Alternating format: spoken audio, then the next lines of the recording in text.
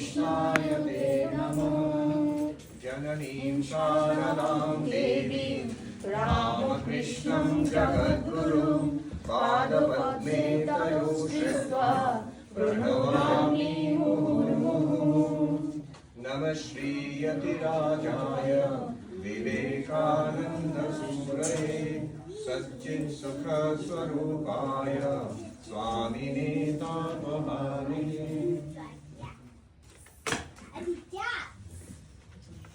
Salutations to Thakur Mahan Swamiji and namaskars. Good evening to all of you. I see Professor Peterson is here. It's a very auspicious occasion. It is the birthday of Sri Ramakrishna. Ever since the birth of Sri Ramakrishna, it is the birth of Sri Ramakrishna is like the dawn. It's a dawn of a new age, a new spiritual age, and which we have been seeing over the last more than 100 years. He was born in 1836. You will have to switch off the phones. When I was doing Arati here, see, these rituals have such depth in them. When I was doing the Arati here, looking upon the face of the Lord through the flames of the Arati, of the lamp, I remember two things. One is, there's a beautiful shloka, I've forgotten unfortunately the Sanskrit. It means, if you see, jodi horir mukh amra arati pradiper aloy dekhi, je bhakti bhabe horir mukh darshan kore arati pradiper alote, tar hajar janmer paap keটে যায়। এই ভক্তি ভাবে আরতি তবে থাকে যে আমার কি জানি না প্রাচীন কর্ম রাশি পাপ আছে, সে এই ঈশ্বরের দিকে তাকিয়ে আরতি প্রদীপের আলোতে তার মুখ দর্শন করলাম, আমার কি পাপ। Sri Ramakrishna used to say, I take the name of God, what sin do I have? You must have that kind of faith. ঠাকুর বলতেন এরকম রোগ চাই, আমি ঈশ্বরের নাম করি, আমার পাপ কি, আমার সব পাপ কেটে গেছে। বলছে তুই বল শিব, শিব বলে তার সব দোষ কেটে গেল। এরকম ঈশ্বরের নামের উপরে ভরসা, strength of conviction in the name of God. The second thing that I remember is from the life of Sri Ramanujacharya.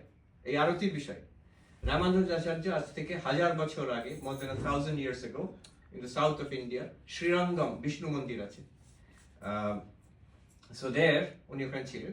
By that time he was already well established. He had many followers. He was very well known as a great teacher of bhakti. আমরা বিশিষ্ট অদ্বৈতবাদের আচার্য হিসেবে জানি রামানুজাচার্যকে। অনেক শিষ্য প্রশিষ্য তখন ওখানে আছেন ওরা। তো উৎসব চলছে মন্দিরে, বিশাল উৎসব মন্দিরে চলছে, শোভাযাত্রা বেরিয়েছে। আর দক্ষিণ ভারতে একটা ট্র্যাডিশন আছে, উৎসব মূর্তি বলে। উৎসব মূর্তি মানে মন্দিরের মধ্যে থাকে, যে বিগ্রহ আছে মন্দিরে তারই ছোট সংস্করণ একটি। উৎসবে যখন প্রসেশন বেরোয়, বড় মূর্তিকে তো বার করা যায় না, ওই ছোট মূর্তিটাকে নিয়ে, একটা না একাধিক থাকে, ওইটাকে নিয়ে প্রসেশন হয়। তো এরকম প্রসেশন হচ্ছে, এতজন দাঁড়িয়ে আছে, হাজার হাজার লোক, বৈদিক মন্ত্রপাঠ হচ্ছে। তো সেই সময় রামানুজাচার্য গেছেন, অন্য শিষ্যরা, কিছু সন্ন্যাসী শিষ্যরাও আছেন তার সঙ্গে, অনেক লোক ভিড়।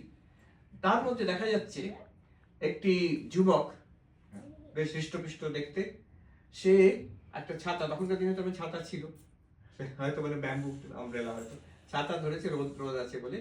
একটি যুবতীর মাথার উপর ছাতাটা ধরেছে, আর তার দিকে এক নজরে সবাই তাকিয়ে আছে, বিগ্রহ আসছে তাই দিকে, আর এই মেয়েটার দিকে তাকিয়ে আছে। লোকে একটু বলাবলি করছে, কিরকম ব্যবহার করছে মন্দিরের মধ্যে। রামানুজাচার্য লক্ষ্য করেছেন, উনি শিষ্যকে বলেন ওকে ডেকে পাঠাও ছেলেটাকে। তো ওরা গেল, বলছে রামানুজাচার্য কেন ওকে, why is he paying attention? এটা তো একটা এরকম, এই ছেলেটা কোনো তার কোনো বিচার নেই, এরকম কাজ করছে সেখানে। যাই করে গিয়ে বললো যে আমাদের আচার্যদের তোমাকে ডেকেছে, রামানুজাচার্য তোমায় ডেকেছে। তো সে সঙ্গে সঙ্গে ছাতাটাকে নামিয়ে হেঁটে এলো, এসে প্রণাম করলো। কে তুমি? আর তুমি ওই মেয়েটি কে? আর তুমি ওদিকে তাকিয়ে আছো কেন করে?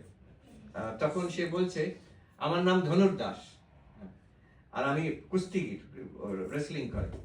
আর মেয়েটি হচ্ছে হেমাম্বা। তার তোর দিকে তাকিয়ে আছে কেন এই রিলিজিয়াস ফেস্টিভ্যালের বা স্পিরিচুয়াল ফেস্টিভ্যালের মধ্যে? হচ্ছে ওর চোখ দুটি হচ্ছে বিশ্বের সবচেয়ে সুন্দর চোখ, তার জন্য আমি ওর দিকে তাকিয়ে আছি। ওসব শিষ্যরা পাশে দাঁড়িয়ে আছে, তারা বলছে ছি ছি ছি এরকম কথা বলছে রামানুজাচার্যের সামনে। তো তখন রামানুজাচার্য বলছেন ওই ধনুর্দাসকে যে তুমি যদি এর থেকেও বেশি সুন্দর চোখ তুমি যদি দেখাতে পারি, তুমি দেখতে চাও? তখন বলছে নিশ্চয়ই দেখবো না কেন। ঠিক আছে, আজকে সন্ধ্যেবেলা যখন মন্দিরে গর্ভগৃহতে বিষ্ণু মূর্তি আছে, ওখানে ওটা শুয়ে আছে রিক্লাইনিং, শেষ নাগের উপরে বিষ্ণু শুয়ে আছে, মস্ত বড় মূর্তি। আমি যাইনি, ছবি দেখেছি। তো যখন আরতি হবে তখন তুমি আসবে গর্ভগৃহের মধ্যে। তখন বলছে আমাকে ঢুকতে দেবে? যে আমার নাম করবে, বলবে আমি ডেকেছি, তোমাকে ঢুকতে দেবে। আচ্ছা ঠিক আছে, আমি আসবো। So maybe you can take the. All right, we'll give the child a few more chances. So, সন্ধ্যেবেলা তুমি এসো, come in the evening. সেই সন্ধ্যেবেলা ওই ধনুর্দাস গেছে আরতির সময়, ওই মন্দির, বিশাল বড় মন্দির, তার মধ্যে যে গর্ভগৃহ যেটা, তার মধ্যে একটু প্রবেশ করেছে। আরতি হচ্ছে, যে আরতিতে পূজারি করে, এখন প্রাচীন মন্দিরগুলোকে ভেতরটা কিন্তু অন্ধকার, তো পূজারি করে কি ওই আরতির যে প্রদীপ সেটা দিয়ে মূর্তির বিভিন্ন অঙ্গ, পা, নাভি, বুক, মাথা, মুখ এগুলোকে আলোকিত করে প্রদীপ দিয়ে দিয়ে দেখা, তখনই দেখা যায়। অন্য সময় অন্ধকার, একটু ধোঁয়াটে অন্ধকার থাকে। তো যেই আলোটা, প্রদীপের আলোটা বিষ্ণুর মুখের উপরে পড়েছে, পাথরের মূর্তি মুখের উপরে পড়েছে, রামানুজাচার্য সেই ধনুর্দাসকে হাত ধরে বলছে, ওই দেখো দেখো, বিশ্ব ব্রহ্মাণ্ডের সবচেয়ে সুন্দর নয়ন যুগল, the most beautiful eyes in the universe, look upon the face of God. ধনুর্দাস তখন তাকাচ্ছে, তাকিয়ে দেখছে জ্যান্ত, he sees the face of God. বিষ্ণুর মূর্তির দিকে তাকিয়ে যেন বিষ্ণুর মুখ দর্শন হচ্ছে, তার চোখ জ্যান্ত, পাথরের মূর্তি না, স্বয়ং ভগবান সেখানে শুয়ে আছেন, তার মুখ দর্শন করছে। দেখেই তার তো প্রত্যেকটা লোম খারাপ হয়ে গেল, every hair stood on the end. সমাধিস্থ, রামানুজাচার্যও সমাধিস্থ, আর ওখানে যারা পুরোহিতরা, সব যারা পূজারী, তারা সব দেখে অবাক। পরবর্তীকালে ধনুর্দাস রামানুজাচার্যের খুব বড় ভক্ত, সে ওই হেমাম্বাকে বিয়ে করেছিল, ওরা দুজন খুব নিকটের ভক্ত হয়েছিলেন। অনেক গল্প টল্প আছে ওদের বিষয়। তো এই বলছি যে আজকে আরতি করতে করতে মনে হলো যে প্রভুর মুখ দর্শন করা আরতির যে প্রদীপের আলোতে, এটা বিরাট পুণ্যের, সেখানে গ্রেট অ্যাটেনশন, শ্রদ্ধা ভক্তির সঙ্গে। আর এ হচ্ছে পুণ্যের ফল, রেজাল্ট অফ পাস্ট গুড কর্ম, যে আমরা কি সুযোগটাও পাচ্ছি। আমি যাই হোক, আজকে টপিকে আসি। আজকে হচ্ছে ঠাকুরের, শ্রী শ্রী ঠাকুরের জন্মদিন, তার জন্য আমরা এখানে সম্মিলিত। একটি সুন্দর বই আছে শ্রীরামকৃষ্ণ, তাতে দি লাইট অফ দ্য ওয়ার্ল্ড বলে, স্বামী ভজনানন্দজি লিখেছেন। তিনি আমাকে একটা কপি প্রেজেন্ট করেছিলেন, এটাতে লেখা আছে যে আমি যখন বইটা লিখছিলাম মনে হচ্ছিল যে Thakur is making me write this book. খুব সুন্দর বই। তার মধ্যে উনি একটা জায়গায় খুব ছোট করে ঠাকুরের কি, শ্রী শ্রী ঠাকুরের মুখ্য যে শিক্ষা, what are the main teachings of Shri Ramakrishna, সেই বিষয়ে বলেছেন। উনি যে পয়েন্টগুলো বলেছেন তার থেকে কিছু আজকে আলোচনা করে নিচ্ছি, এটা করে শেষ করছি। একটা হচ্ছে শ্রীরামকৃষ্ণ প্রথম যে জিনিসটা আমরা ঠাকুরকে দেখে বুঝতে পারি, আমাদের যেটা ইমপ্রেশন হয়, গড ইজ রিয়েল। শ্রীরামকৃষ্ণের জীবনী যদি পড়ি, আমরা শ্রীরামকৃষ্ণের কথামৃত যদি পড়ি, ঈশ্বর সত্যি, ভগবান আছেন, এটা কথা না, it's not just something that we talk about, it's not just something that we read about. এটা আমাদের কালচারে বলা আছে, আমরা মন্দিরে যাচ্ছি, মসজিদে যাচ্ছি, চার্চে যাচ্ছি, we are told about God. Not just that, it's real. God is real. ঠাকুর নিজে বলতেন, আমি মায়েরই বলছি, ভগবান বই আমি কিচ্ছু জানি না। It's a life which was completely God-centered. God becomes real because of Sri Ramakrishna for us. It's such a God-surcharged life, God-intoxicated life. আমি একটা সুন্দর ঘটনা শুনেছিলাম, যে there was this monk in south of India, I don't know his name, he was very well known, he passed away. They found his diaries after his death, and he writes there, why did he become a monk? Why did he become a monk? ঈশ্বরে বিশ্বাস কেন হলো তার, তিনি সাধু কেন হলেন? So there he gives 3 reasons.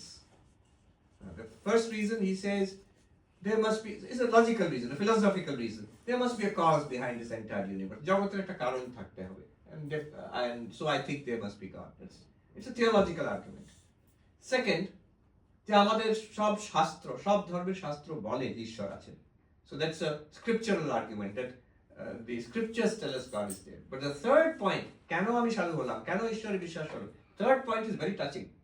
Point number 3 তে একটা শব্দ, just only one word is there in point number 3. Reason number 3. The one word, Ramakrishna. Not the teachings of Ramakrishna, just Ramakrishna. তিনি আছেন বলে আমার বিশ্বাস হলো ভগবান আছেন. So this is an age in which there's a big question mark on God. Nietzsche, খুব নাম করা জার্মান দার্শনিক, তিনি বলেছিলেন ঈশ্বর মৃত, God is dead. So আজ থেকে 150 বছর আগে যে একটা এমন যুগে এসেছি যে আমরা ঈশ্বরকেই আমরা ছেড়ে দিয়েছি, বিশ্বাস হারিয়ে ফেলেছি, ঈশ্বরের বিশ্বাস চলে গেছে, এটা একটা অবিশ্বাসের নাস্তিকতার যুগ. এইখানে দাঁড়িয়ে শ্রীরামকৃষ্ণ এসে আবার পুনরায় বিশ্বের জন্য, আমাদের সিভিলাইজেশনের জন্য যে প্রাচীন ঈশ্বর বিশ্বাস, যেটা the faith in God, the faith that God exists, that which all the ancient religions taught in different ways, and there is truth in that. এটা কিন্তু সত্যি, ঈশ্বর আছেন সত্যি, আর এই ঈশ্বরকে উপলব্ধি করা যায়. You can actually realize God, and everybody can realize God. This is a very important thing. শুধু বইয়ের কথা নয়, কথার কথা নয়, শুধু যে স্বর্গে গিয়ে দেখবো তাও নয়, শুধু বিশ্বাসের কথা নয়, not just a matter of belief, not just a matter of culture, not just a matter of a text. It's an actual thing for our lives, আমাদের আর সবাইকার জন্য. এই আমাদের few days back we were reading the Gospel of Sri Ramakrishna, Kathamrita পাঠ হচ্ছিল.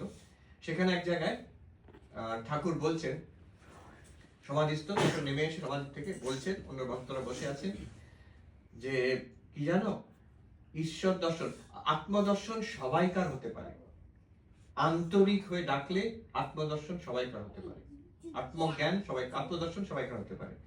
He says, you know, everybody can get self-realization. And okay, the dialogue is very interesting. যিনি master মহাশয়, যিনি কথার মধ্যে লিখেছেন, the recorder of the gospel, তিনি ওখানে বসছেন, তিনি বলছেন, হ্যাঁ আপনি যেমন বলেন ঝাঁপ দিতে হবে, as you say, you have to take a jump, take a leap into God, not in small steps, you know, just jump into the search for God. And Sri Ramakrishna replies in English, উনি কয়েকটা English শব্দ জানতেন. Sri Ramakrishna বলছেন, হেসে বলছেন, yeah. He says in English, yeah. The interesting thing is, in the English translation, they have said, yes, exactly so, as if it's been translated. But in the Bengali, if you go, it's written there, yeah. Bole haschen uni. Then again, Sri Ramakrishna reiterates the same claim, that you know, one can certainly have a self-realization. If one calls on God, one can certainly have self-realization. Then, maybe you should take her outside.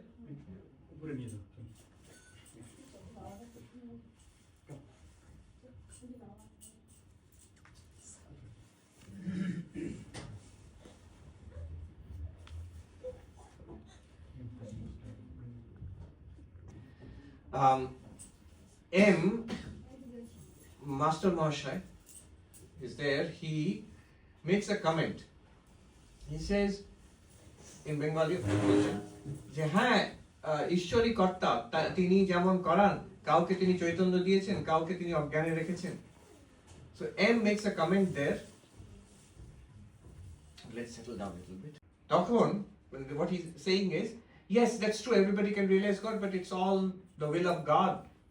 Some he gives self-knowledge, and some he keeps them sunk in ignorance. But this is not what Sri Ramakrishna had said.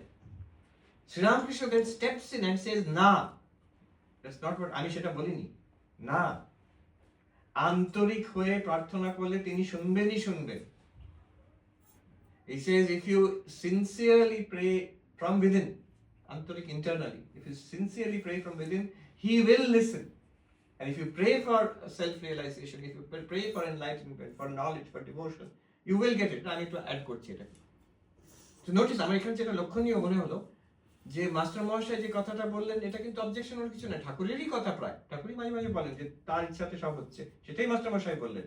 কিন্তু ঠাকুর সেখানে উনি সংশোধন করে দিচ্ছেন যে আমি সেই কথা বলতে চাইছি না এখানে, আমি বলতে চাইছি সবাই ঈশ্বর লাভ করতে পারবে। Everybody can realize God. He emphasizes that. Because M was diluting it by saying that it's the will of God.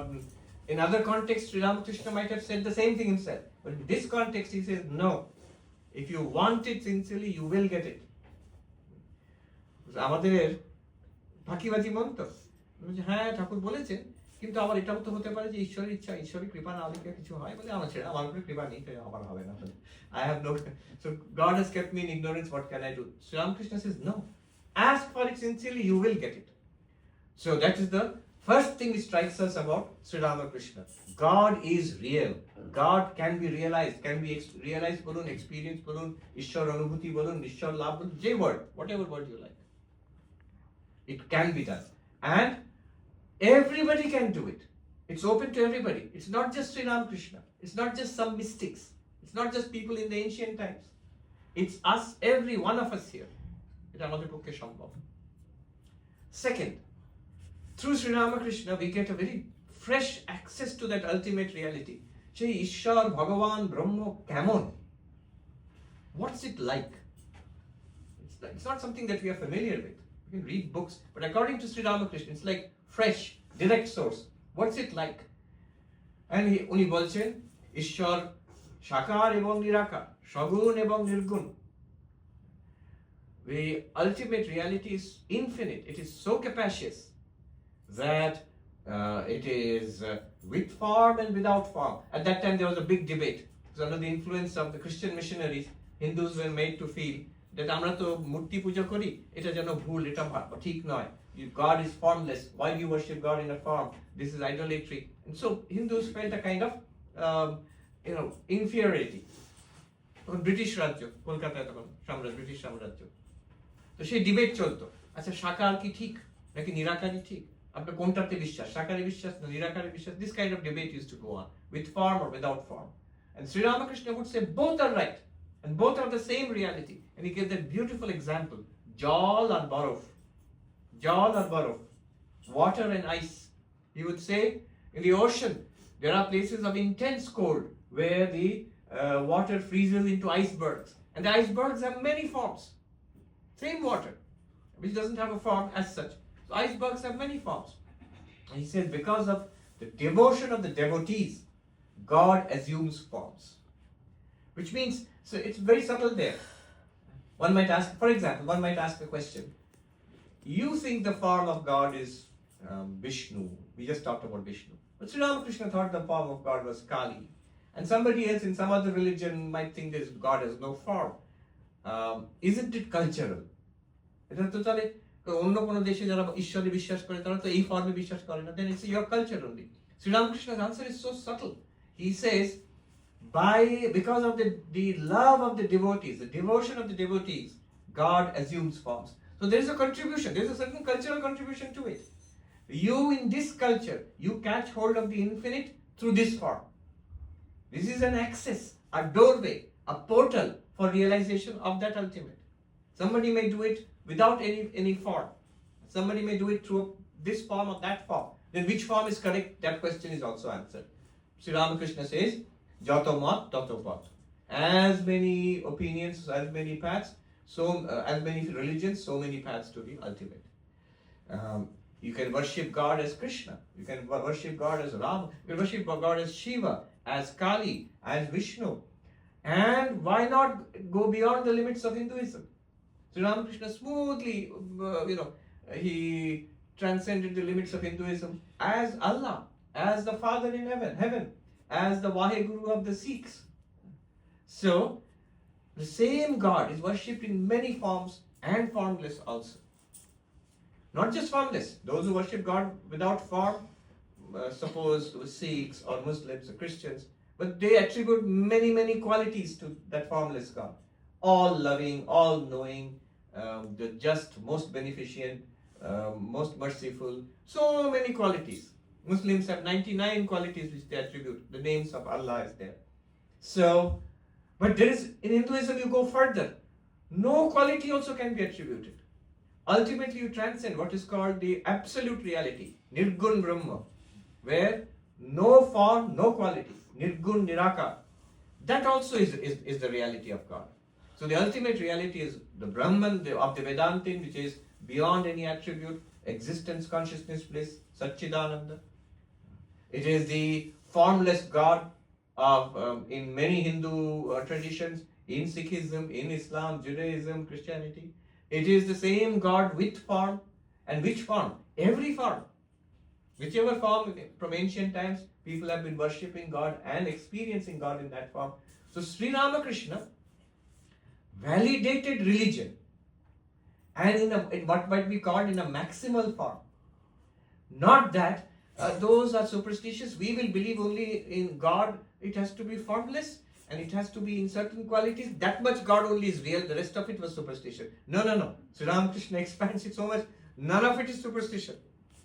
All those ancient traditions which have come down for centuries and millennia, those are all reaffirmed, validated and rejuvenated because of this testimony of Sri Ramakrishna. Swami Vivekananda, when he was asked about image worship in this country also and in India, Vivekananda would say, if image worship can produce one like Ramakrishna, worship 1,000 images, I say. মূর্তি পূজা করে যদি একটা ঠাকুর শ্রী রামকৃষ্ণ তৈরি করা যায় তাহলে 1000টা মূর্তি পূজা করো। So this is the idea of God which Sri Ramakrishna gives us. Shagun, Nirgun, with attributes, without attributes, with form, without form. What form? Male form, female form, human form, non-human form. The form of Akash, Vayu, Agni, Prithvi, Jal, the 5 elements. As space itself, as fire, earth. So in all kinds, in nature, God appearing through nature, Prakriti. So, and then, Thakur aro egiye bolchen, Shagun, Nirgun, Nirakar, Shakar, এবং avatar. See, that same ultimate reality, which is not directly accessible to us, also becomes accessible to human beings in history, in time, as the incarnation. In Hinduism, you have আমাদের প্রাচীন সময় থেকে অনেক incarnation মানে অবতার আছে, রাম, কৃষ্ণ, আমাদের আমরা তো ভগবান বুদ্ধকেও অবতার মনে করি। গীত গোবিন্দের জয়দেবের 10টি অবতারের মধ্যে ভগবান বুদ্ধ সঙ্গে আছে। অদ্ভুত ব্যাপার, হিন্দুদের যে যে আত্মাকে মানে না, যে ঈশ্বরকে মানে না, তাকে আমরা বিষ্ণুর অবতার করে ফেললাম। তারপরে চৈতন্য মহাপ্রভু, তারপরে এই তো দোল পূর্ণিমা আসছে, চৈতন্য মহাপ্রভুর জন্মদিন, তারপরে শ্রীরামকৃষ্ণ স্বয়ং আমরা বিশ্বাস করি অবতার তিনি। তো অবতার, ঈশ্বর কিন্তু অবতার হয়েও আসেন। সগুণ তিনি, নির্গুণ তিনি, সাকার তিনি, নিরাকার তিনি, অবতার তিনি। কোন অবতার? সব অবতার। শুধু যে আমাদের হিন্দু ধর্মে তার, not only in Hinduism, Sri Ramakrishna would smoothly extend it to যিশু খ্রিস্টকে অবতার বলতেন, and he had this experience of Christ as an incarnation of God. So this is the idea that we get from of God from Sri Ramakrishna. আর উনি বলতেন আপনজন, God is your very own, not something to be, God is awesome, but also a better idea of God is someone who's very close to you, very dear to you. Make God, in Hinduism we make our divine relationship, our relationship with the divine, we humanize it and we divinize our human relationship. মানে কি, ঈশ্বরের সঙ্গে আমাদের যে সম্পর্কটাকে, সেটাকে আমরা একটা, তিনি আমার বাবা কিংবা মা, তিনি আমার বন্ধু, তিনি হচ্ছেন মালিক, আমি হচ্ছি সেবক, এইরকম, তিনি আমার সন্তান। So you set up a human relationship with the divine. The Lord is my father or mother, very much accepted in Hinduism প্রাচীন সময় থেকে। ঈশ্বর হচ্ছেন মা রূপে।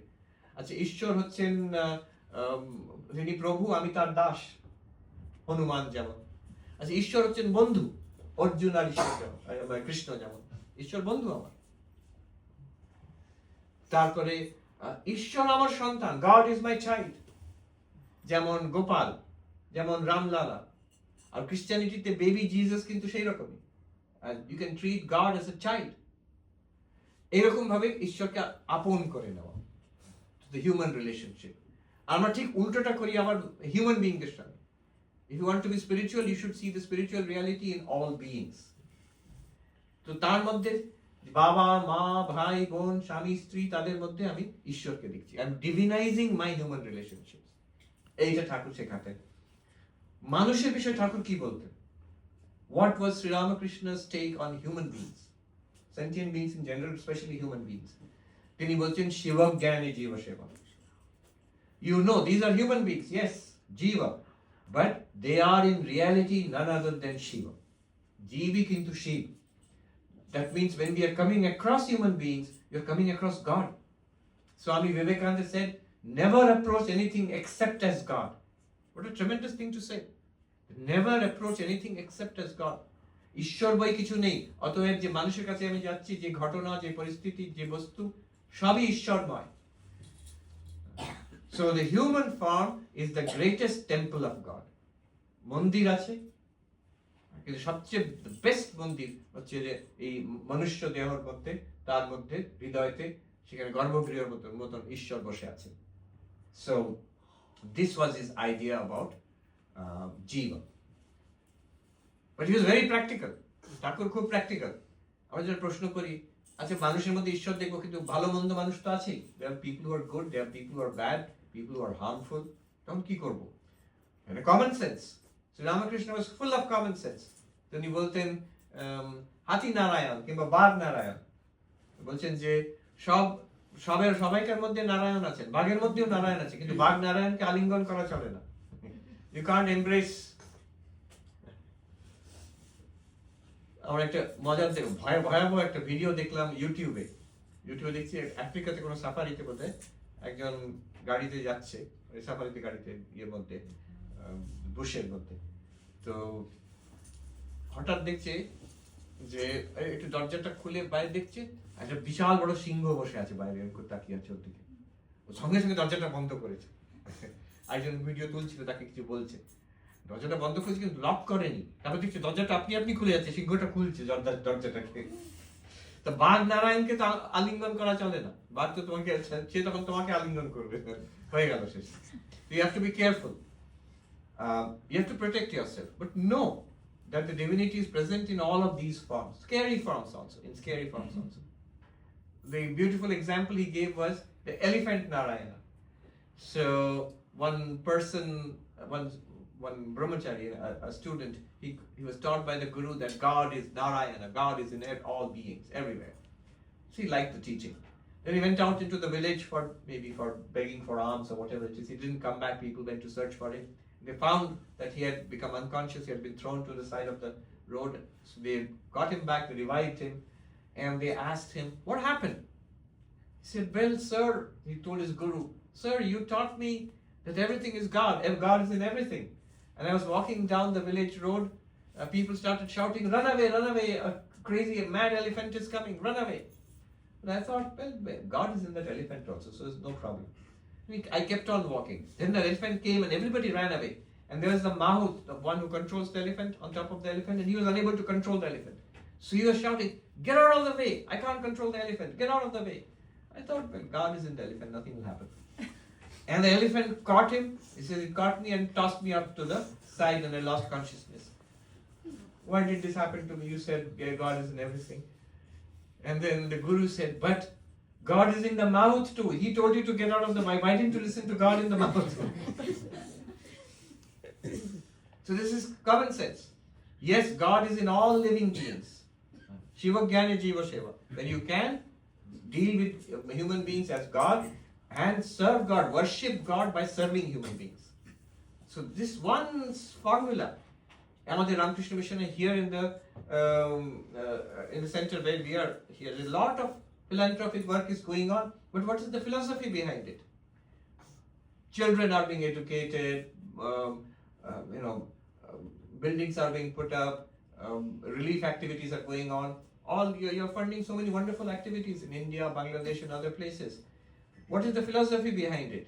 This is called Shiva Jnana Jiva Seva. That knowing that God who is in all those people who are suffering, it's the same God in that form. How do I worship them? Vivekananda said, my God the hungry, my God the sick, my God the ignorant, my God the wicked. My God the wicked. Now how do you worship God who is coming as a hungry person, as a sick person, as an ignorant person, even as a wicked person, maybe in jail or somewhere? So you worship not with flowers, not like what I did here. You can't do that. You have to worship the hungry person, God coming as a hungry person.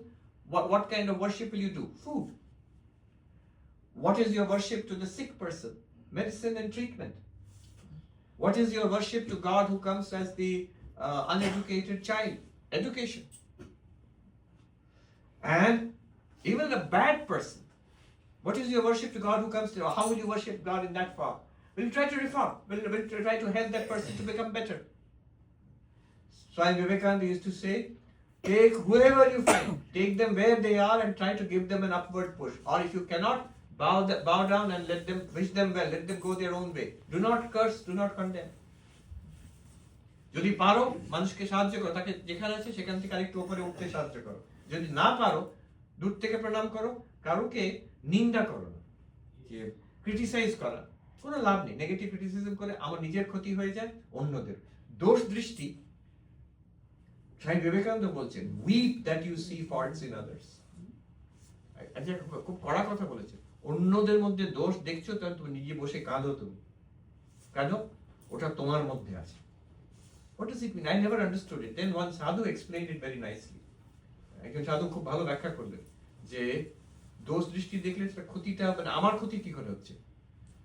বলছেন আমরা কিন্তু, সাধুটি বলছেন, বাইরে, হিন্দিতে বলেছিলেন আর কি, কিন্তু বাইরে কেউ ভালো কি মন্দ সেই অর্থে নয়। আমাদের হয় কি, আমাদের মধ্যে কিছু ব্যাপারে খারাপ ধারণা, দেশ আছে, রাগ আছে, বিরক্তি আছে আমাদের নিজের মধ্যে। সেই জিনিসটাকে যখন বাইরে আমি দেখি আর মনে করছি দেখছি, তখন তার প্রতি একটা দ্বেষ হয়ে যায়, তার প্রতি একটা বিরক্তি, একটা রাগ, একটা দোষ সৃষ্টি হয়ে যায়। সেটা নিজের মধ্যে আগে দেখে সেটা বাইরে আমি তখন লক্ষ্য করি, ও এটা চোর, এই মিথ্যাবাদী, এই লোকটা নিকৃষ্ট লোক একটা। এটা কিছু প্রত্যেকটা নিজের মধ্যে আমি লক্ষ্য করেছি, আমি বুঝতে পারছি না, কিন্তু নিজের মনে একটা ধারণা করে এবার বাইরে সেটাকে আমি চিনতে পেরে ওখানে আমার রাগ হচ্ছে। কিন্তু বাইরে চিনতে পারছি মানে ভয়ঙ্কর কথা, এটা আমার মধ্যে আছে। সেই জন্য স্বামীজি বলছেন, weep that you see fault in others. আর সত্যি তো, যদি বেদান্ত একদম সত্যি হয়, ঈশ্বরই যদি সব জায়গায় আছেন, তাহলে সত্যি সত্যি দোষ নেই তো। আমরা যেগুলো আপাতত দোষ দেখছি, খারাপ দেখছি, মন্দ দেখছি, সেগুলো আপাতত সারফেস লেভেল। গভীরে গেলে সব জায়গায় সে এক সর্বব্যাপী ঈশ্বর আছে। The fault that we see is at the surface level. The truth is, deeper than the bad is the good, and deeper than the good is God. The fundamental reality is God. So the bad that we see, don't deny it, but don't think that is the final truth about that person. Each person has divinity in them, and so our goal is to bring out that divinity in that person, and by doing so we are helped. So Vivekananda says, let the giver kneel down and offer, let the receiver stand up and receive. এটা আমি কাউকে আমি দয়া করছি না, এটা আমার নিজের প্রোগ্রেস হচ্ছে যখন মানুষকে আমি সাহায্য করতে পারি। তো ঠাকুরের এই একটা যে শিবজ্ঞানের জীব সেবা, কিন্তু কমন সেন্স, বাঘ নারায়ণ, হাতি নারায়ণ, এটা সাবধান থাকতে হবে, তাহলে নিজের জীবনটাকে তোলপাড় করে দিলে কাউকে সাহায্য করতে পারবে না। তারপরে ঠাকুরের যে প্রত্যেকটা ধর্মই হচ্ছে কিন্তু সেই ঈশ্বরকে পাওয়ার উপায়। এই যে ভগবান লাভ জীবনের উদ্দেশ্য ঠাকুর বললেন, এটা কি করে উদ্দেশ্য কি করে পাবো, how will I realise God. প্রত্যেকটা ধর্ম একটা উপায়। What is the way to realise God? Every religion is a way to realise God. যেটা উনি বললেন, যত মত তত পথ, as many faith so many paths. এ প্রাচীন সত্য। একম সৎ বিপ্রা বহুধা বদন্তি, the truth is one, the wise speak of it differently. ঋগ্বেদের কথা, তখন থেকে হিন্দু ধর্মের মধ্যে আছে এটা।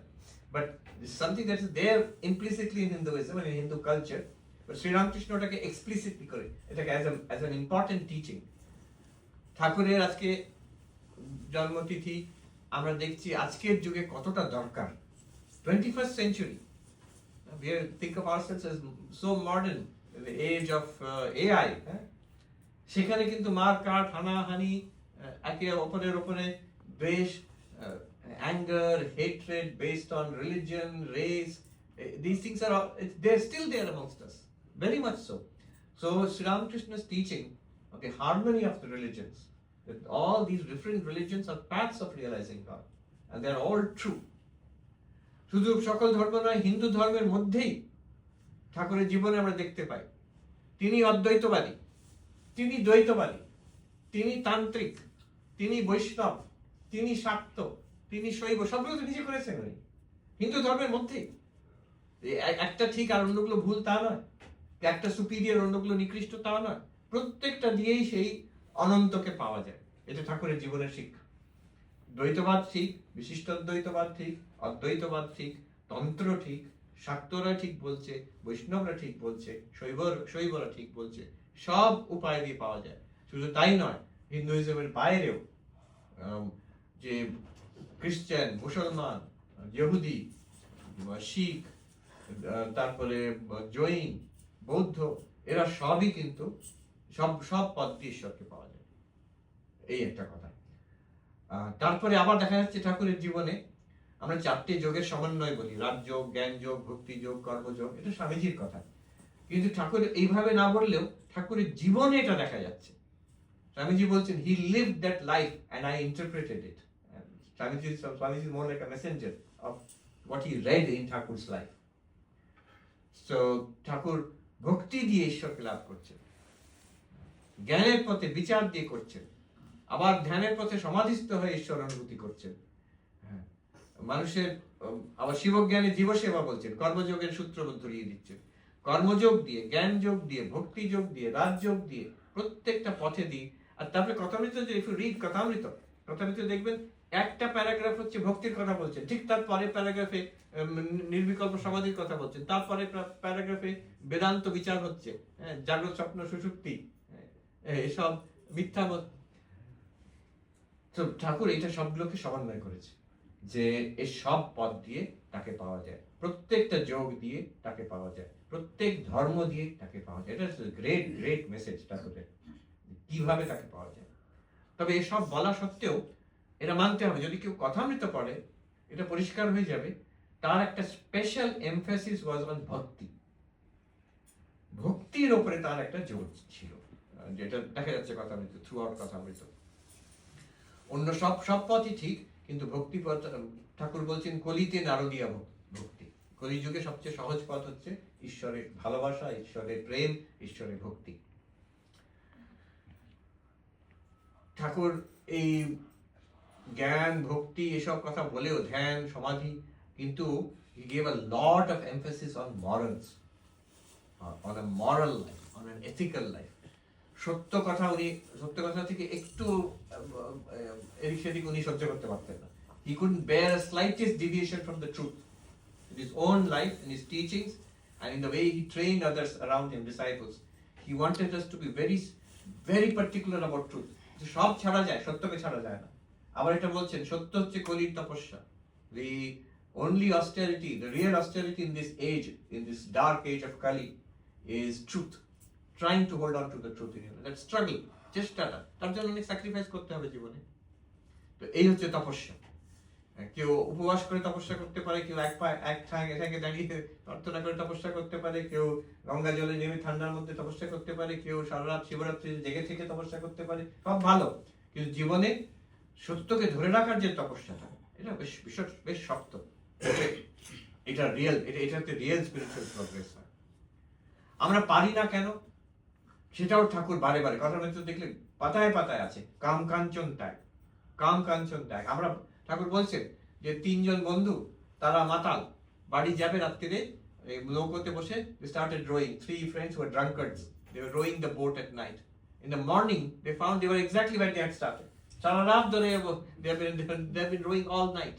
What happened? They had forgotten to remove the anchor. যে বাঁধা আছে দড়িটা, ওটা খুলতে ভুলে গেছে। আমাদের বাঁধা আছে, সেটা কাটতে হবে। এই যে সংসার ত্যাগ মানে কি? সংসার ত্যাগ মানে কি গেরুয়া পরে পালিয়ে যাবো বাড়ির থেকে, যেমন আমি করেছি, নাকি ঠাকুর বলছেন পান মাছ ত্যাগ, সে কি ত্যাগ? কাম কাঞ্চন ত্যাগই ত্যাগ, নাকি ভেজিটেরিয়ান হয়ে যাব? এটা একটা বড় বড় ব্যাপার। ধর্মের কোনটা এখনো এই নিয়ে প্রশ্ন আজ অব্দি, কোনটা সেন্ট্রাল? আমি যদি নন ভেজিটেরিয়ান খাবার খাই তাহলে কি স্পিরিচুয়াল হতে পারবো না? আচ্ছা, ভেজিটেরিয়ান খাবার কি খেতেই হবে তাহলেই স্পিরিচুয়াল হবে? তো ঠাকুর বলছেন পান মাছ ত্যাগ কি, ও কি ত্যাগ? কাম কাঞ্চন ত্যাগই ত্যাগ। The renunciation of greed, lust and gold, he says. Lust and greed, renunciation of lust and greed, এটা সবচেয়ে শক্ত। এটাই আমাদের সংসারের সঙ্গে একটা খুঁটি বাঁধা আছে ওই জায়গায়। ওটা সহজে যাবে না, কিন্তু চেষ্টা করতে হবে। ওইটা our real effort should be in renunciation of lust and greed. অন্য ত্যাগ ভালো, it's a good discipline. কেউ যদি নন ভেজিটেরিয়ান খাবার ছেড়ে দিয়ে ভেজিটেরিয়ান খাবার খেতে আরম্ভ করে, গুড ডিসিপ্লিন। কিন্তু মনে করো না যে সেটাতে ভগবান লাভ হয়ে যাবে। তবে কাম কাঞ্চন ত্যাগের উপরে ঠাকুর খুব জোর দিয়েছে, পাতায় পাতায় উনি বলেছেন যে ত্যাগ মানে এই কাম কাঞ্চন ত্যাগ। সংসারের সঙ্গে মানুষ এইখানে বাধা আছে। আবার বলছেন যে ওই জল, একজনকে খেতে সে জল এনেছে চাষ করার জন্য, they are rice farmers, so you have to get water into the field. Now in somebody's field there were holes in the embankments, all the water went out. সেগুলোকে বন্ধ না করলে জল জমবে না সেখানে। ঠিক তেমনই সাধনা যারা করছে, যে গর্ত দিয়ে বেরিয়ে যাচ্ছে, এটা হচ্ছে ওই কাম কাঞ্চন দিয়ে, বাই লাস্ট এন্ড গ্রিড, সেখান দিয়ে মানুষ সংসারের দিকে চলে যায়, সংসারের সঙ্গে বেঁধে আছে। তো ঠাকুর এটা খুব, ত্যাগ মানে কাম কাঞ্চন ত্যাগ। আরেকটা বড় জিনিস এখানে ঠাকুরের কথায় হচ্ছে যে সংসারে কি, তবে উপায় কি মহাশয়? এরকম প্রশ্ন বারে বারে আসছে, তবে উপায় কি মহাশয়? আচ্ছা, গৃহস্থতে কি হবে? আচ্ছা, আমাদের কি ত্যাগ করতে হবে? এরকম প্রশ্ন। And Sri Ramakrishna would always say, না তোমাদের ত্যাগ করতে হবে কেন? গৃহী যে সে ত্যাগ করবে মনে, আর সন্ন্যাসী যে সে মনে, ভিতরে আর বাইরে দুটোই ত্যাগ করবে। ভিতরের ত্যাগ কিন্তু আসল ত্যাগ। বাইরে ত্যাগ করলাম আর ভেতরে ত্যাগ করিনি, তাহলে ও কোনো লাভ নেই। আর যে ভেতরে ত্যাগ করেছে, বাইরে কিন্তু সংসারে আছে, নিজের কাজ করছে, পরিবার নিয়ে আছে, নিজের কর্তব্য করে যাচ্ছে, সে কিন্তু মহাযোগী, ভেতর থেকে তাকে যতটা করতে পেরেছে। তো কাজেই সংসারে থেকে হবে।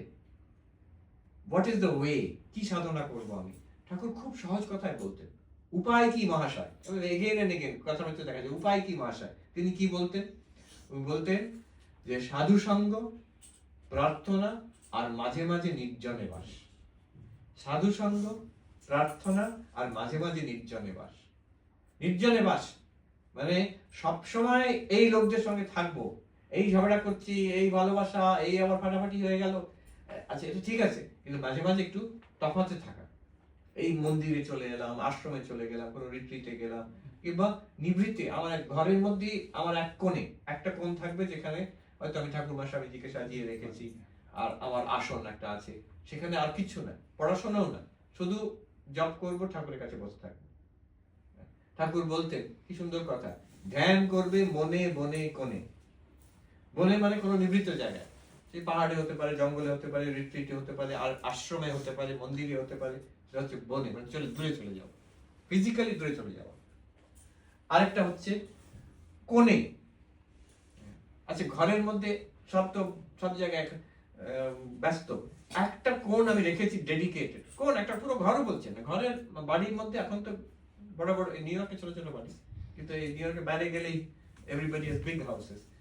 একটা ঘর রাখা যেতে পারে, ঠাকুর ঘর। ঘর না হলে ঘরের মধ্যে একটা কোণ। আমি দেখেছি একজন ভদ্রলোক, তিনি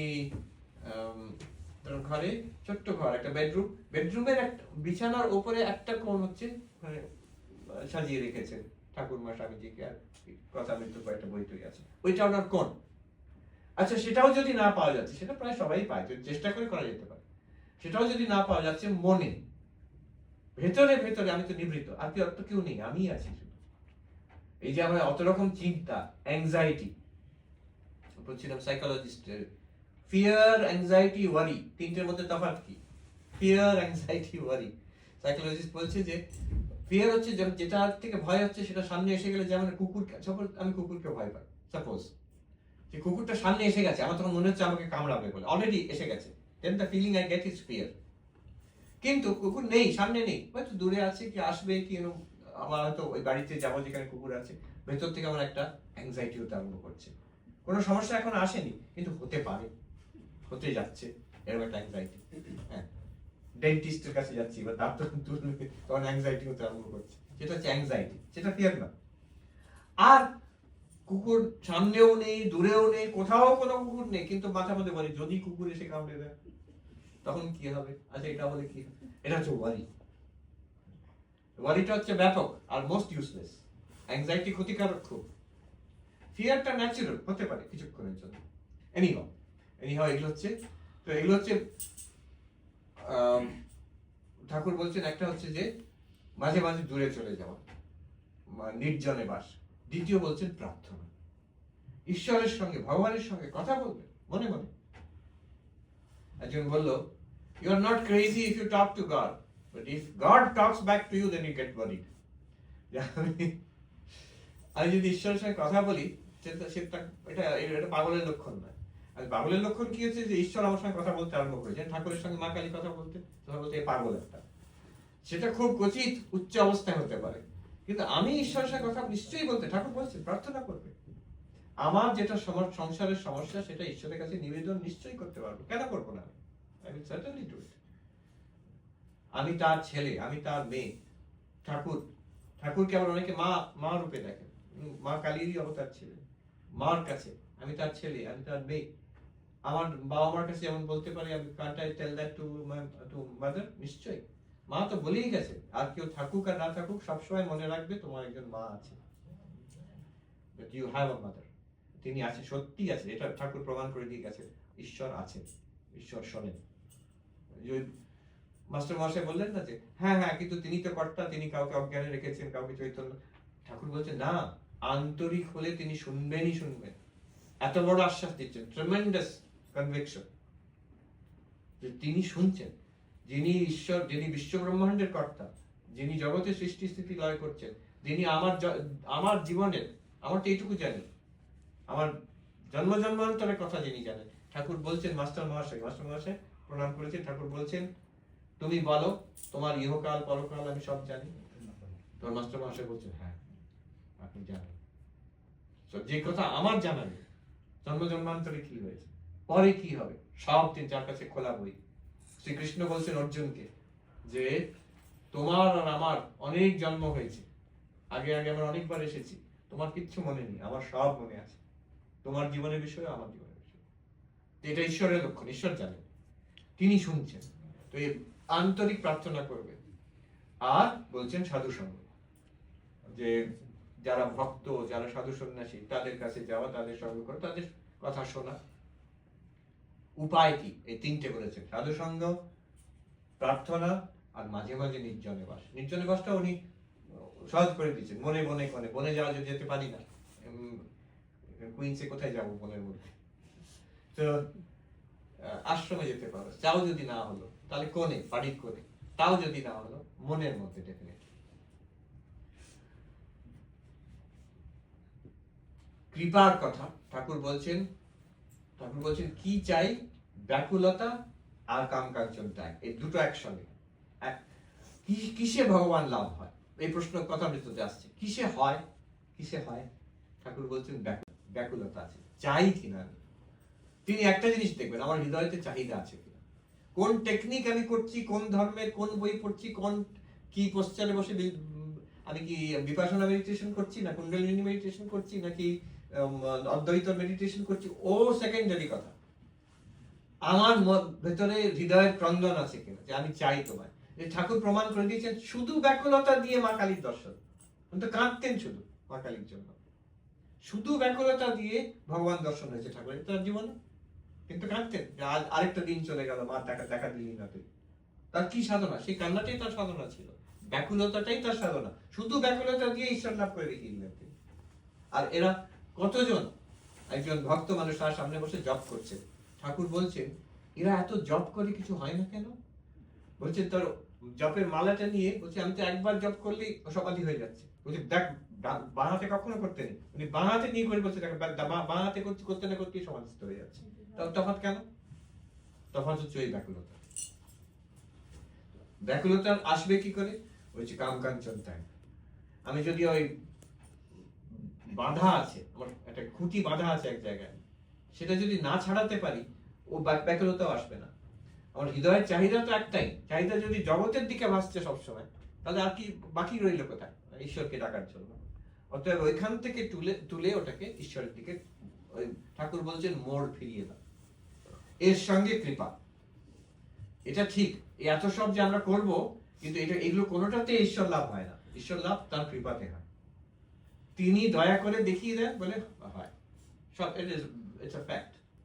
আমাদের একজন সন্ন্যাসী মহারাজ তিনি অনেক বড় বড় জায়গায় কাজ করেছেন। এমন এমন জায়গায় আমাদের ইন্ডিয়াতে, মেঘালয়তে এক জায়গা আছে চেরাপুঞ্জিতে, খুব শক্ত জায়গা, সেখানে উনি একমাত্র কাজ করতে পেরেছেন, অন্যরা সবাই পালিয়ে এসেছিল। এসব অনেক ঘটনা আছে। তার এখন অনেক বৃদ্ধ বয়স, শরীরও খারাপ হয়ে গেছে। আমি তার সঙ্গে দেখা হলো 2 বছর আগে, বললাম মহারাজ আপনাকে দেখে আমাদের তো সবাইকার একটা ইন্সপিরেশন আসে যে আপনি কিভাবে সব কঠিন পরিস্থিতিকে সামলেছেন। তিনি কিন্তু আমাকে বললেন যে না, তা নয়, এখন বুঝতে পারছি ঠাকুর যেমনটি করিয়েছেন তেমনটি করেছেন। এটা যে আমি খুব বিরক্ত করে আমি করেছি তা না, এটা ঠাকুর যেমনটি করিয়েছেন তেমন। এই কিন্তু যে কৃপা, আমাকে এটা বুঝতে হবে যে আমাদের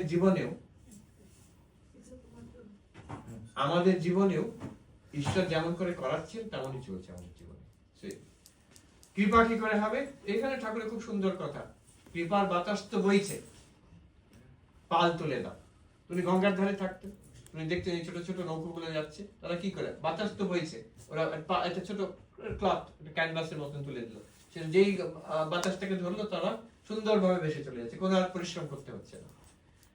ওই আমাকে একটু শরণাগত হতে হবে, ঈশ্বরে মন লাগিয়ে রাখতে হবে, তখন কৃপার বাতাসটা আমি ধরতে পারবো। আমি একটু নিচু হয়ে শরণাগত হয়ে থাকলে, তার কথা মনে রাখলে, মন প্রাণটা তার চরণে রাখলে, তখন দেখবো তার কৃপার বাতাসটা আমার জীবনে বহির্ভূত হবে। আছে, আমরা ধরতে পারছি না। পাল তুলে দেওয়া হচ্ছে মানে ওই একজন এখানে আমেরিকাতে উনি সেলিং করেন, উনি বলেন পাল তুলে দাও, কিন্তু ইজি নয়। আমি সেলিং করে দেখেছি, পাল তুলতে অনেকটা শিখতে হয় কিভাবে। ঠিক তেমনই সাধনাতেও সারেন্ডার করা, ইটস নট ইজি। সারেন্ডার করাটাও চেষ্টা করতে হয়। আমাদের ইগো এমন সারেন্ডার করতে দেয় না। তো নিজেকে আত্মসমর্পণ করা, পাল তুলে দেওয়াটা। ঠাকুরের যে ইনস্ট্রাকশন গুলো ওই বইতে ভোলেনাথজি মহারাজ লিখছেন, এক হচ্ছে মডার্ন। আমরা গীতা উপনিষদে একই কথা আছে, কিন্তু আজকালকার দিনের সব উপমা দিয়ে, এক্সাম্পল দিয়ে, গল্প দিয়ে, একদম you can relate it to our life. এই তো 150 বছর আগে, আজকের যুগের মানুষ। শ্রীকৃষ্ণ কবেকার মানুষ, এমনকি চৈতন্য মহাপ্রভু কবেকার মানুষ, একদম আজকের যুগের যুগাবতার, ইটস মডার্ন। সেকেন্ড, ঠাকুরের কথাগুলো কিন্তু প্র্যাকটিক্যাল। প্রত্যেকটা, উনি বলছেন না যে আগে তুমি সব সন্ন্যাস করে, ত্যাগ করে, সাধন চতুষ্টয় সম্পন্ন হয়ে, বিবেক বৈরাগ্য সব নিয়ে এসো, তারপরে তোমার বেদান্ত শিক্ষা হয়, জ্ঞান হবে। বলছে না, তুমি যেমন আছো তুমি আসো, আমি তোমাকে দেখিয়ে দিচ্ছি কিভাবে তুমি এমন জিনিস শিখিয়ে দিচ্ছেন। গৃহস্থ থেকেও হবে, উনি বলছেন সাধু সঙ্গ, প্রার্থনা, মাঝে মাঝে নির্জনে বাস, প্র্যাকটিক্যাল সাজেশন বলা প্রত্যেকটাতে। যে যেখানে আছে, সে যদি আন্তরিক ভাবে চায় আমি ঈশ্বর দর্শন করতে চাই, ঠাকুর বুঝিয়ে দিচ্ছেন কিভাবে করতে পারে। সংসারে কিভাবে থাকবো, বড় লোকের বাড়ির ঝির মতন থাকবে। এক্সাম্পলটা সবাই বুঝতে পারে, like a maid servant in a rich man's house. So she knows that this, যাকে বলছি রাম, যদু, বড় লোক বাবুর ছেলে, তাকে আমি নিজের আপন বলে মানুষ করছি, কিন্তু আমি জানি এরা আমার কেউ নয়। যেদিন বলবে তোমার চাকরি থেকে যাও, তোমার আমাকে চলে যেতে হবে। সংসার কিন্তু ঠিক ওই রকম, যেদিন আমাকে চাকরি থেকে ছাড়িয়ে দেবেন, অল গান, বাবা মা স্বামী স্ত্রী ছেলে মেয়ে নাতি নাতনি এক মুহূর্তে সব হাওয়া হয়ে গেল। অতএব যেমন সেই বড় লোকের বাড়ির ঝি জানে যে আমার আসল জন গ্রামে, আমার বাড়িতে আছে, এরা আমার কেউ না, এখানে আমার কিন্তু কর্তব্য করতে হবে, আমার সেবা করে যাব, সেটা মন প্রাণ দিয়ে করে যাব। আমাকে যেহেতু এখানে তিনি লাগিয়েছেন কাজে, আমি মন প্রাণ দিয়ে করে যাব, তাদের ভালোবেসে, তাদের যত্ন করে, কিন্তু অ্যাটাচমেন্ট নয়, অ্যাটাচমেন্ট নয়। সংসারে যারা আছেন আপনারা ভালো করেই জানেন কত ধাক্কা, কত দুঃখ, কত আঘাত সংসারে আসে, সেগুলো কিন্তু আমাদের অ্যাটাচমেন্টের জন্য আসে। আমরা না জেনেই একটা অ্যাটাচমেন্টের জাল বুনে রাখি, তো সেগুলো যখন ধাক্কা লাগে সেখানে কষ্ট, ভীষণ কষ্ট। তো আমি যাতে ধরে থাকি ঈশ্বরকে, বড় লোকের বাড়ির ঝির মতন কাজ করে যাবো এই সংসারে, কিরকম প্র্যাকটিক্যাল সাজেশন। তারপরে ঠাকুরের সাজেশন গুলো হচ্ছে খুব মানে যাকে বলে হারমোনিয়াস। তিনি ধর্মের সমন্বয়, যোগের সমন্বয়, কাজের সঙ্গে সাধনার সমন্বয়, এসব সমন্বয় করে উনি সাজেশন গুলো দিয়েছেন। ঠাকুরের শিক্ষাগুলোর মধ্যে নো অকাল্টিজম, এটা ভেরি ইম্পর্টেন্ট থিং। অনেক সময় ধর্মের পথে যারা আসে, সিরিয়াসলি আসে, তারা একটা সাইড ট্র্যাক হয়ে যায়। সাইড ট্র্যাক হচ্ছে যে সিদ্ধিতে, অন্য মনের মধ্যে কি আছে ওটা পড়ে নেবো। আচ্ছা মহারাজ, আমি যা যা ভাবছি সেটা কিন্তু হয়ে যাচ্ছে একটার পর একটা, সাবধান খুব, এটা ভালো কথা নয় যে হয়ে যাচ্ছে একটার পর একটা। তখন মন ওইগুলোতে যায়। আরম্ভ হয়েছিল কি করে আমি শ্রীকৃষ্ণের দর্শন পাবো, কি ঠাকুরের দর্শন পাবো, এবার মানুষের মনে কি আছে সেটা জানতে চাই, এবার আমার মনে এটা উঠলো, আমার তাদের আমার ইচ্ছাগুলো পূর্ণ হয়ে যাচ্ছে। এইগুলো হচ্ছে সিদ্ধি বলে। সিদ্ধি মানে অকাল্ট পাওয়ার, স্পিরিচুয়াল পাওয়ার্স, আর এগুলো সাধককে খুব ক্ষতিকর। সে যে কোনো মহাপুরুষ তারা কিন্তু এটা খুব ওয়ার্নিং দিয়ে গেছে। ঠাকুর এটাকে খুব কড়া ভাবে, যে অলৌকিক ভাবে অনেক কিছু অলৌকিক ঘটনা ঠাকুরের জীবনে আছে, কিন্তু ওগুলোকে উনি চাপা দিয়ে রেখেছে। যেটা ধর্মের পথ সেটা প্রশস্ত পথ, একদম free way, clear, straight, well lit. কামকাঞ্চন ত্যাগ, ব্যাকুলতা, ঈশ্বরের অনুরাগ, বিষয়ে বিরাগ, ঈশ্বরের অনুরাগ, ভক্তি হবে, জীবনের উদ্দেশ্য ঈশ্বর লাভ, ঈশ্বর জ্ঞান লাভ, ভক্তি লাভ, এটা জীবনের উদ্দেশ্য। শিবজ্ঞানে মানুষের সেবা করবে, এইগুলো একদম পরিষ্কার শিক্ষা। এতে কোনো লুকোনো ব্যাপার নেই, কোনো মিস্টিরিয়াস সিক্রেট ব্যাপার নেই, কোনো এই টেলিপ্যাথি, কোনো ভুতুড়ে ব্যাপার নেই। ওগুলোর মধ্যে সত্য থাকতে পারে, but they harm our spiritual life. ঠাকুরের ওগুলো কোনো নেই ওখানে। সো এমনকি ঠাকুরের দেখে কখনো মনে হয় না যে উনি খুব সায়েন্সে খুব একটা ইন্টারেস্ট, উনি প্রায় অশিক্ষিত ছিল। যা শুনেছেন মানুষের কাছ থেকে শুনেছেন, কিংবা পণ্ডিত সাধুদের কাছে তাদের কথাই শুনেছেন, গুরুদের কাছ থেকে শিখেছেন।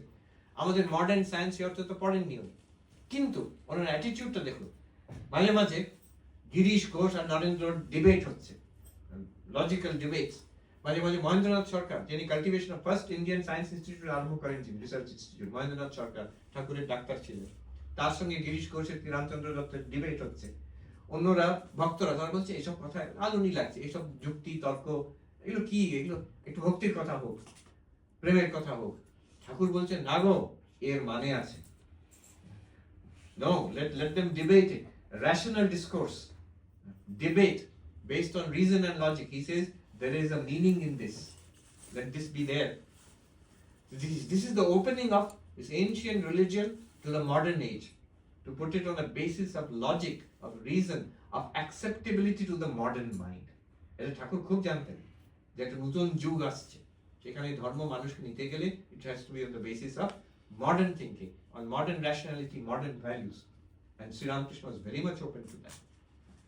ওনাকে দেখলে মনে হয় তিনি সেকেলের মানুষ বলে, কিন্তু খুবই he was facing the future. So this is what we have got from Sri Ramakrishna. আজকে আমি ঠাকুর মা স্বামীজির কাছে